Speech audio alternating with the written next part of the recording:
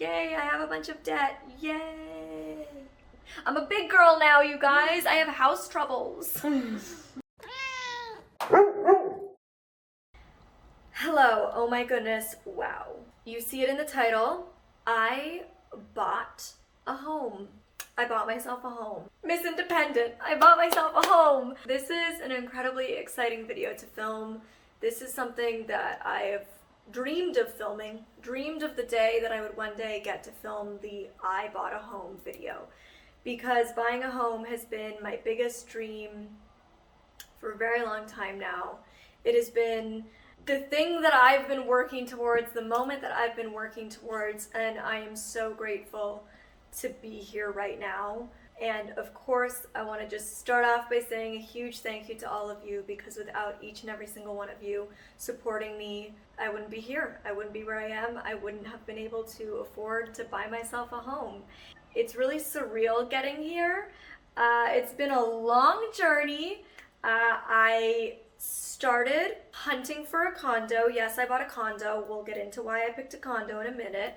But I started the condo hunt, and this is how that went. You guys, I'm about to go tour the first condo on my first ever house hunting journey. Who knows, maybe number one will be the one. I doubt it. I'm just doing this as like the beginning phase of seeing what I like and what I don't. I have a pretty strong idea in my head of what I want, so I think I'll know it when I find it.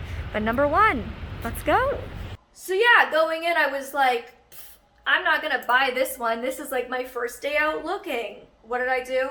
I didn't see any other condos, and I put an offer in on the one condo that I did see. My real estate agent had sent me so many listings that were in the neighborhood I wanted. I was very specific. Going into buying a condo, I knew exactly what I wanted. I knew the location that I wanted. I knew the size, square footage wise, that I wanted. I knew that I wanted it to be old in original condition, because that's usually lower price. I knew my exact price range. So I was pretty specific with my real estate agent from the beginning, and he was so wonderful to work with, and he sent me so many options. And unfortunately, a lot of what I did want was out of my budget. A lot of the things that I was hoping to get were out of the budget that I wanted to stay within. And of course, the budget is the most important part. You only have so much money to spend. And so this was really like one of two or three options that were within my budget. But the other one or two that he showed me that were in my budget, I wasn't really interested in. And so knowing the timeline that I wanted to work with, and knowing the options that were currently on the market, I ended up just seeing one place, the place I was most interested in. And unfortunately, as most people do, I needed a mortgage. I don't have enough money to buy a property just like cash down, buy property. I'm not that kind of flexing, you know? I'm not that kind of bougie. I needed a mortgage, and I was not pre-approved for a mortgage yet. So I was like, I'ma just pray that no one wants to buy this place, and it's gonna sit for a bit until I can get approved for a mortgage. I went about my merry way applying for a mortgage. Thankfully, the place continued to sit. Now, places like the one that I bought, spoiler alert, I did buy that place. Places like the place that I bought tend to, in this specific neighborhood I bought in, sit on the market for longer. In the neighborhood that I wanted, places that sell quick are fully renovated new places. The place that I bought is 27 years old. It is a 1994 build, same age as me. Those places in this specific area tend to sit on the market for a long time. This specific unit had also gone on the market for $75,000 more than they were currently asking for a year earlier, and just sat there with zero interest. When I went to go see it, it had already been sitting there for 2 weeks with no interest. So I was hopeful that it was going to continue to go in that direction and just sit there and be a little sitting duck waiting for Molly's mortgage. They told me when I applied for my mortgage that it would take 5 to 7 business days. 2.5 weeks later, I had still heard nothing, and the real estate agent called my real estate agent, was like, oh, somebody's interested. Frankly, I think it was probably a sales tactic. I don't think anybody was interested, but nonetheless, I bit. It still worked. So I panicked and decided to put in a conditional offer. I want to explain what that is because I learned so much along this journey that I didn't know or understand, so I want to share it with you. I put in an offer that said, this is, my offer conditional on getting approved for a mortgage. Now, usually that means you have 5 days to get approved for a mortgage, and if you don't, the deal lapses. Well, day 5, finally after over 3 weeks of waiting on the mortgage approval, I find out that I did not get approved, which was frustrating and sucked because at that point I felt like I lost the condo. And I knew that there wasn't really many other options out there with the timeline and the restraints that I had. And so I had a mortgage broker that was assisting, and basically I had just gone to my bank first. I went directly through my bank, and my bank denied me. And that's when I had a mortgage broker on backup because the things were looking tight and they still weren't getting me an answer. So I contacted the mortgage broker a few days ahead of time to be like, hey, I might need you to jump in and save my butt because the bank is moving really slow and it's not looking good. And so she came to me, and my real estate agent went to their real estate agent and said, look, we've got a mortgage broker on it. Bank denied her, but we feel really good that a B lender can get her a mortgage approval. And so they extended for a few more days my conditional offer, and they were able to get me a mortgage from a B lender, which is not like a standard bank. They're usually like, from my understanding, like a small bank or a small, I don't know. I'll leave info below. You could look it up. But yeah, so I did get approved, and that was really exciting. I celebrated with champagne with my fam, and yeah, it was a terrifying but exciting day. Yay, I have a bunch of debt. Yay. I'm a big girl now, you guys. I have house troubles. Now I'm sharing this information in the hopes of being helpful. I see a lot of I bought a house videos, like from YouTubers. Obviously it's on YouTube.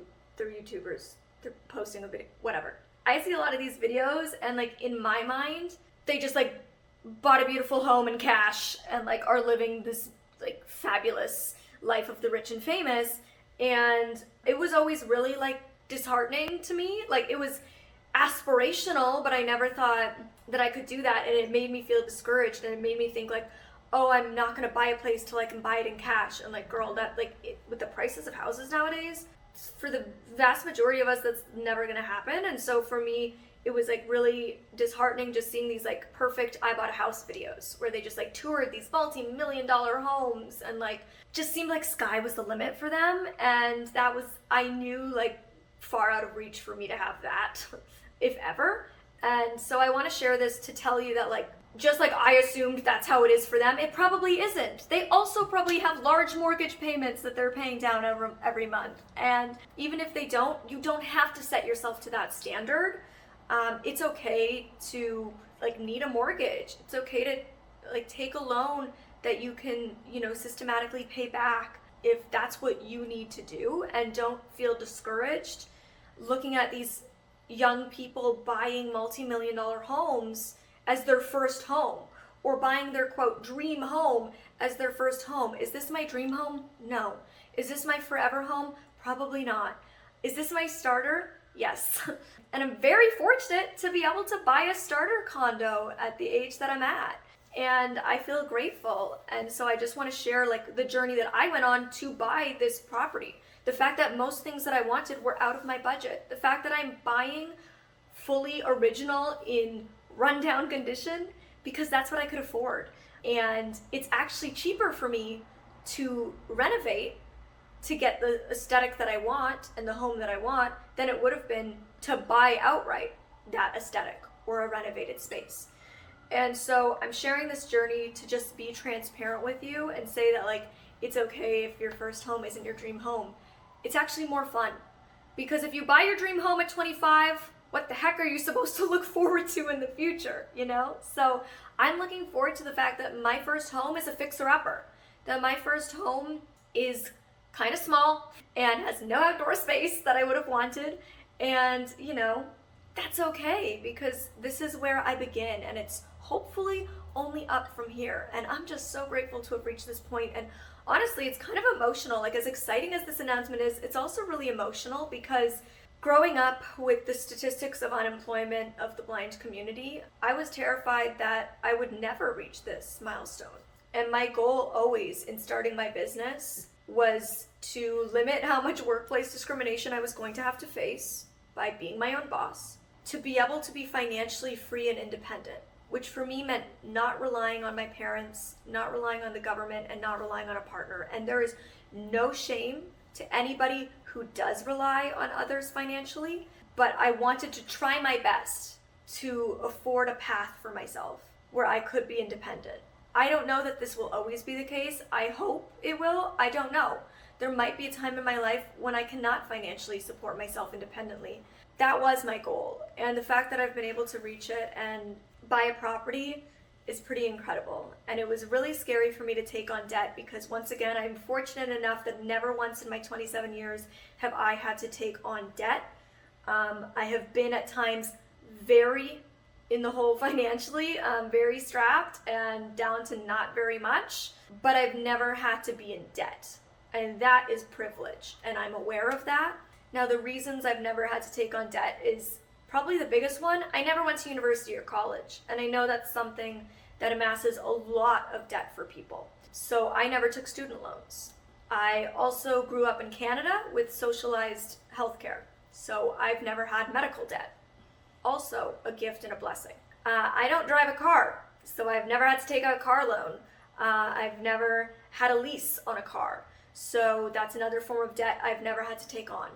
I'm fortunate that when in times I was very financially strapped for cash, I had a family that was willing to take me in and not charge me rent.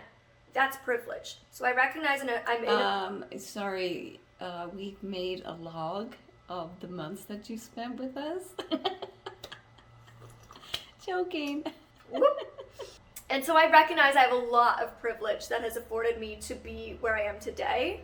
That said, I also definitely have faced a lot of obstacles being a disabled woman to get to where I am today. Forging a path in an industry that didn't have space for people like me, particularly at the time that I started 7 years ago. And so I'm very fortunate to be where I am. I'm really blessed. I'm very grateful. And I'm very proud of myself. So thank you for all the support. So having never had to take out a loan or have any form of debt in my life before now has been a big privilege, but I've also been very, very scared to take debt, which is why for so long I stopped myself from buying property because I wanted to just be able to buy in cash and not have debt, and obviously realized that's super unrealistic. And so I knew I had to take a loan, I knew I had to take a mortgage, and that was really scary for me. The things that I wanted to make sure is that my mortgage payment is less than my current rent payment, because then I could justify that it's still ultimately cheaper to buy than it is to rent. The other thing, obviously, is making sure that I was getting like a good mortgage rate and a reasonable payment plan. I've just told myself that if anything goes wrong, I can always sell it. I can always sell it and go back to renting. I can always sell it and buy somewhere cheaper with a lower mortgage. And that's comforting to me. I think, obviously, I work in the entertainment industry, and you never know how long this career will be. You never know when things could end. Opportunities could dry up. I never went to college or university, like I said, and this was always my dream industry to work in, so I don't know what I would do after. And given the alarming rates of workplace discrimination and lack of job opportunities for disabled people, particularly those who are blind like me, I fear what my future holds. If this career ends, if this career stops working out, I fear what my opportunities are. And that's a big reason I never want to take out a loan. I felt this pressure that the money I make now is the money I'll have forever.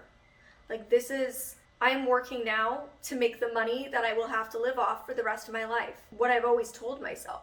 And it's taken years of me working on that mindset to get to where I am today and being willing to take on debt. I remember years ago, I was so scared to spend any money that wasn't necessary.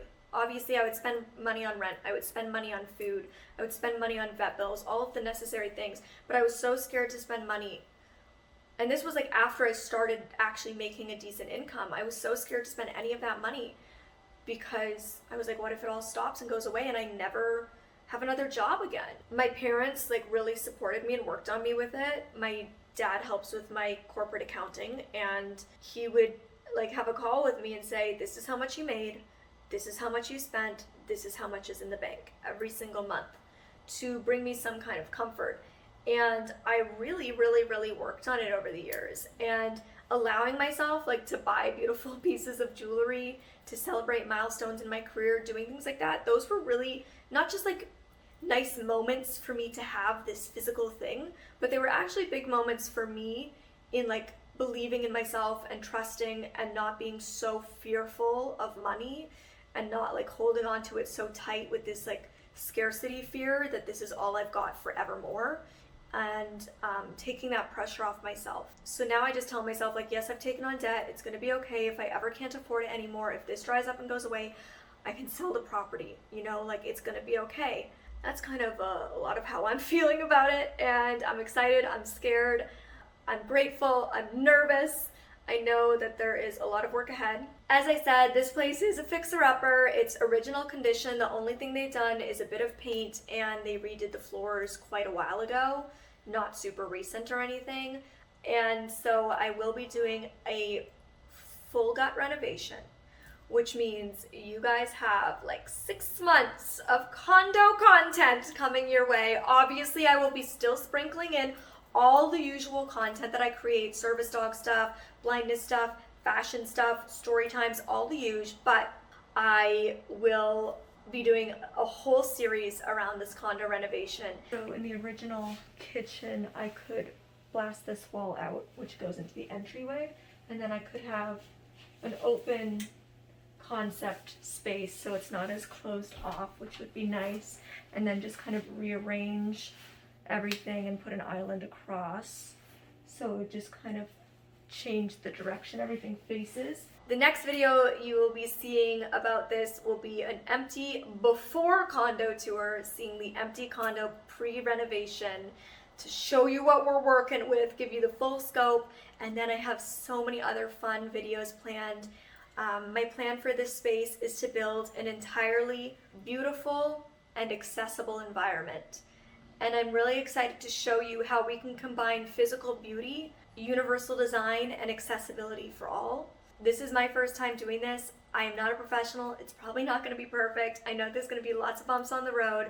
I've been watching so much renovation content. Love Tara Michelle. Check her out.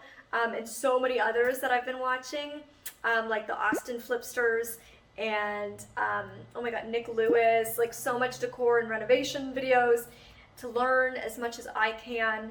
And I'm just going to take you on this journey as a first-time home renovator to build out a space that's beautiful and accessible and meets my unique needs as a blind woman. And I have an incredible team that I've hired to do it with me that I can't wait to introduce you to.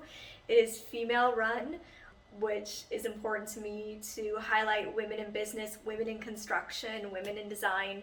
Yeah, it's going to be a wild journey for the next 6 months. Fingers crossed. This is my last rental unit. Like I mentioned, I knew that given how long a full gut renovation would take, which is minimum 4 months, is what I'm being quoted, which seems very reasonable to me for all the work that we're going to be doing. What was quoted was 4 months. So I knew that my lease here runs out early February. So I wanted to be able to move in to my new place in mid to late January to have like a bit of crossover time and not be panicking. And so I knew that we needed to start construction in like September to give that leeway. And so I knew that I needed to purchase in like May, June, because it's usually a 2-month close, which means once they accept your offer, it takes like a couple of months before you actually get the keys. I get the keys July 8th. So by the time you're seeing this, I think I already have my keys. And so ultimately, I knew that, yeah, I needed to purchase quick by the time I decided that I was ready to take the plunge and buy a place. And so that is why I bought the first one I saw, because I saw how much potential it had.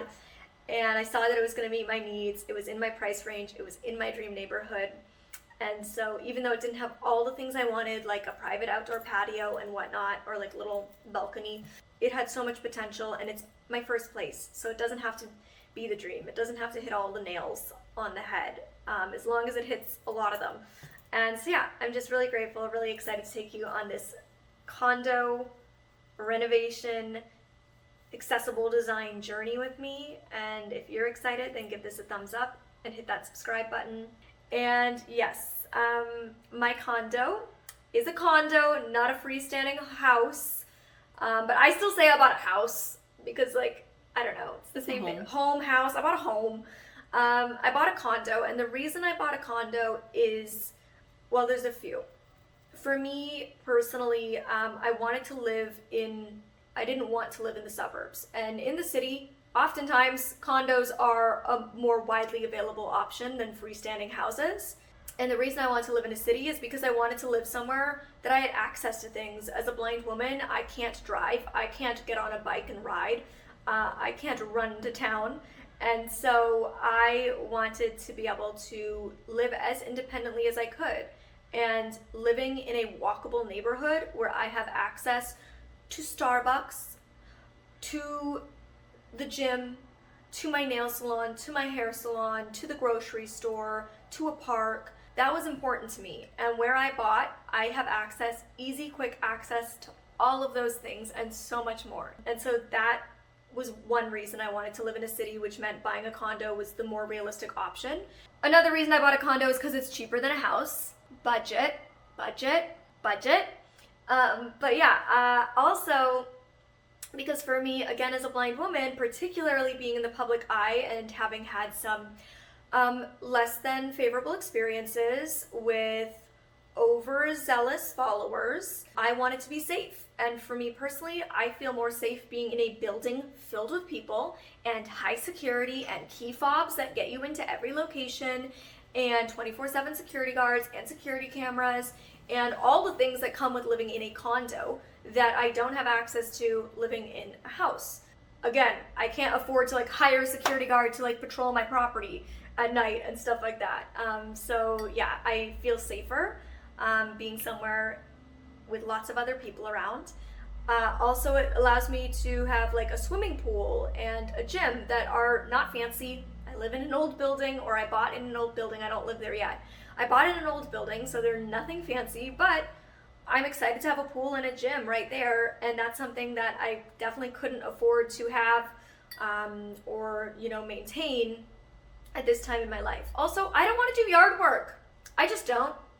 I don't want to take care of a big garden.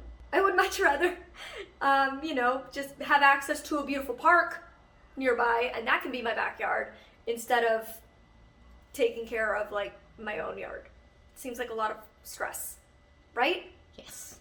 Yeah. Well, you need probably a service to come in and help. You wanted to have a nice garden. I mean, yeah, I have no interest in gardening. So that was a no. So there was a lot of benefits for me to buying a condo versus buying a house. It's different for everybody. It's totally a personal choice, but I'm very happy with the choice that I made. My condo is about 1,100 square feet, so it's decently big, which is something you also get with a old build over new builds. New builds tend to be quite small square footage wise. I would have been paying more money for 550 square feet than I paid for 1,100 square feet. So, pretty good.